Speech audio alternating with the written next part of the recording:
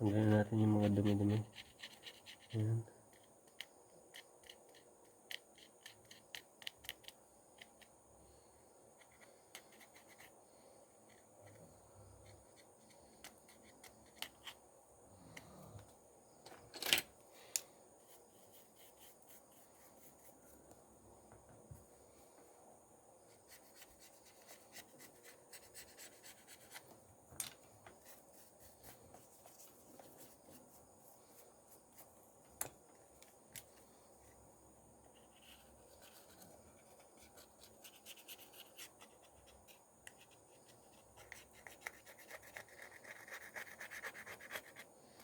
Guys, kaya natin tinatanggal itong mga dumi na ito para pag nilagyan natin ng glue. So ito yung matibay na matibay. So ito kasi maging dahilan para hindi maging masyado makapit yung ating glue. Ayan. Sa mga foreign objects yan.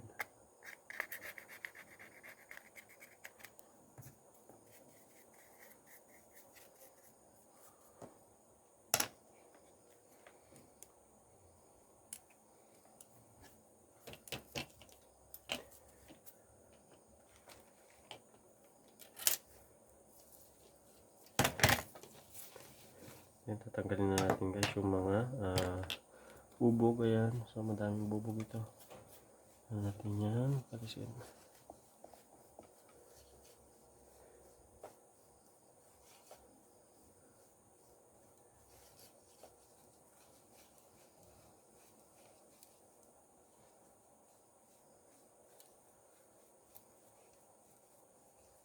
Ayan, and then tapon natin itong mga bubog na to.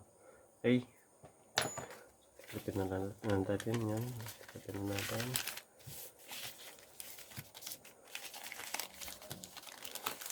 Ayan.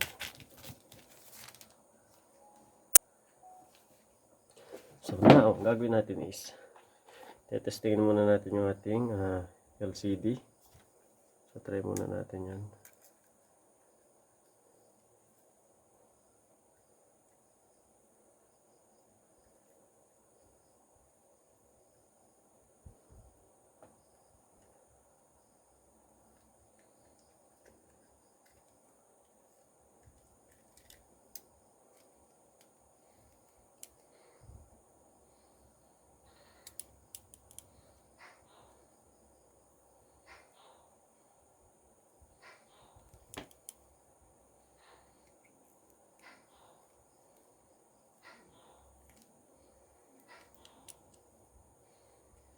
Okay, so insert na natin muna yung lahat.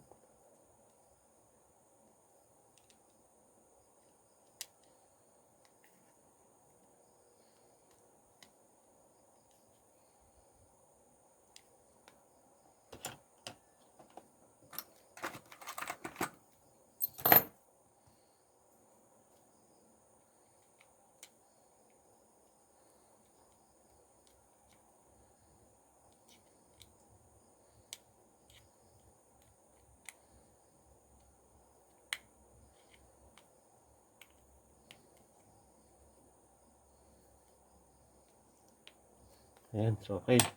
So na-insert na natin yung power button, battery, charging port, at saka yung sa LCD. Now, try natin siyang buhayin.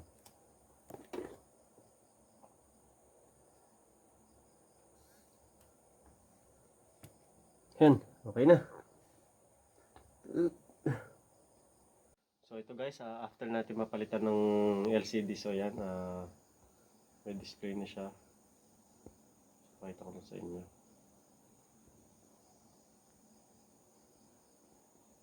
So, hindi ko man ng isang kamay. Hindi ko ma-press. Ayan, ayan. So ito. Ayan, so okay na siya. And working. And then, try natin i-test yung numbers. So 1, 2, 3, 4, 5, 6, 7, 8, 9, 0, asterisk, hashtag. So, okay naman, gumagana. Ayan. And try natin yung taas. Okay. So, yung taas niya guys ay gumagana. So, hindi natin may slide kasi gawa na may picture kasi na may-ari. So, kaya natin punta. So, okay naman siya. So, working. And then, tinry ko na din. Nagcha-charge. Ayan. So, okay yung ating LCD replacement.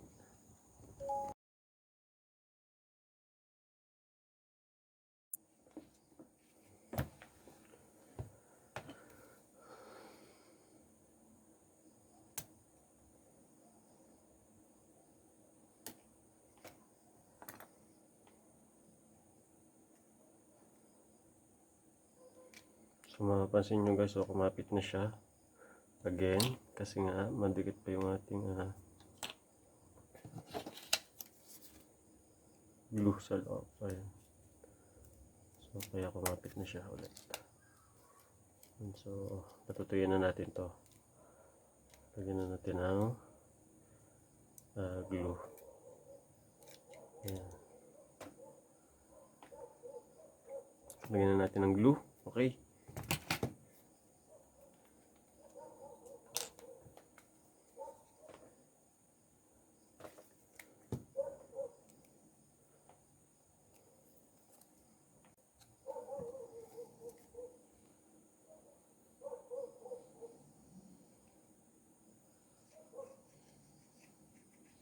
So ito pala guys yung magandang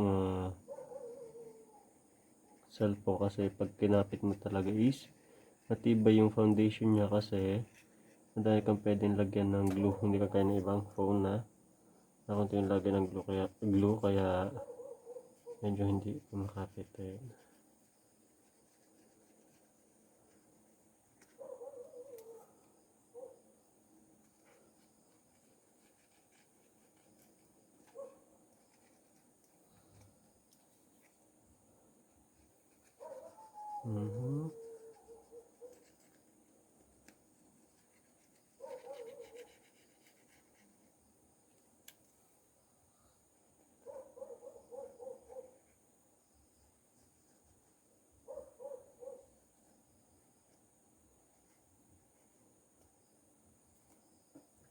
And then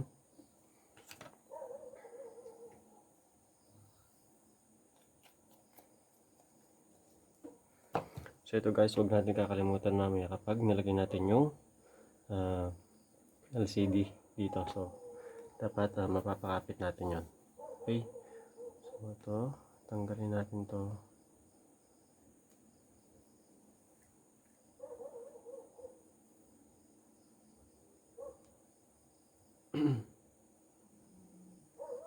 Okay, tanggalin na natin to. Yan.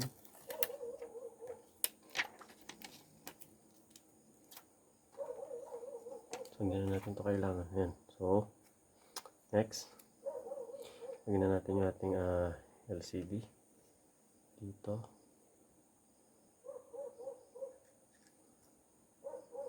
So careful lang guys. And then okay. And dito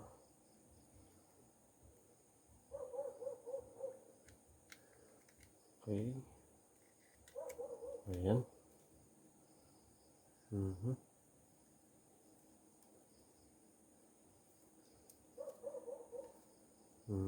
Ayan, so maganda na yung pagkakakapit niya guys. So, and then ito guys, so huwag natin kalimutan to. Lagyan agad natin. Tingnan muna natin kung sa part siya. Dapat. Yan. Then, pag ganyan yan. Yan.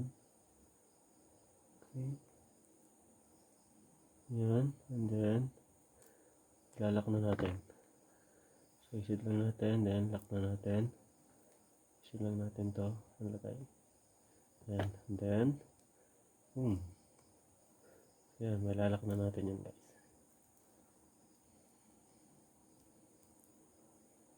Ayun. Nag-lock na siya. And then, lalak na natin itong nasa taas. Ayan. Okay. Then, papatuyin na natin siya. Lalagyan na natin siya ng elastic. So, mamaya natin siya lalagyan ng tornilyo. Kasi,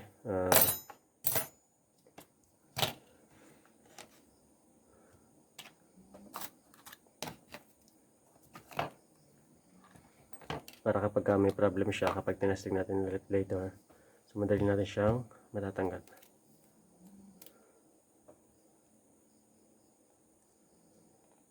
Lagyan lang natin ito ng cover. Oops.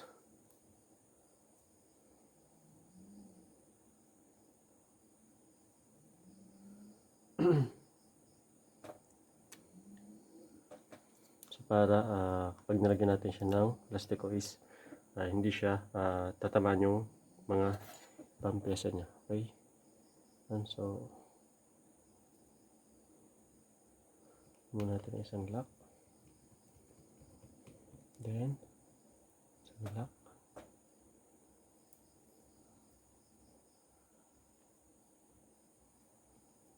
Oops.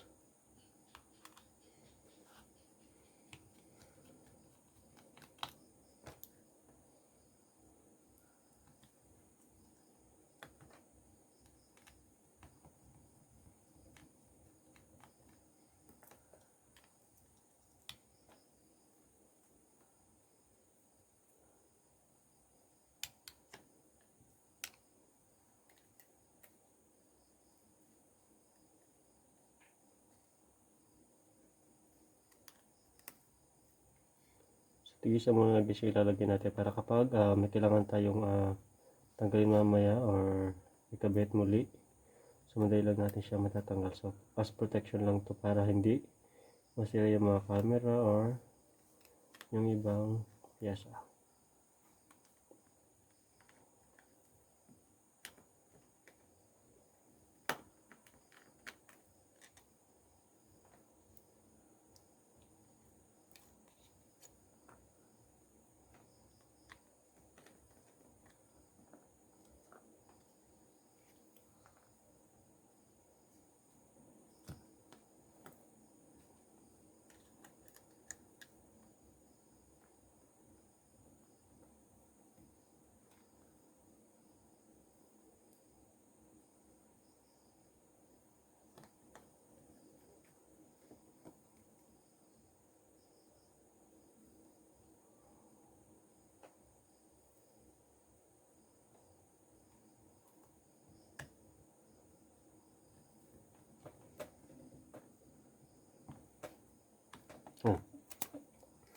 Then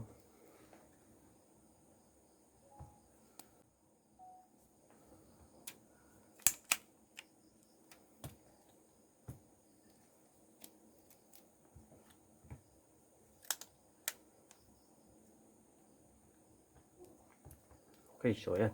Tapos na tayo guys. So mga after 1 hour, so pwede na natin itong testingin ulit.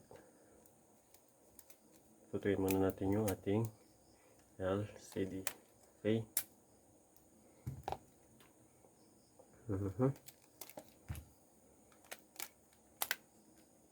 Mas madaming lastiko guys, so mas mapupush siyang kumapit ng maayos.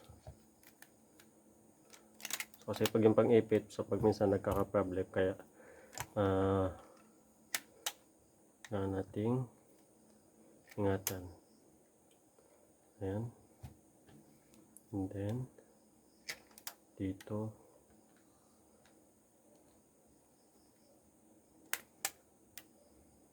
ayan. So mas madami okay lang. So para mas matibay siya. Ayan.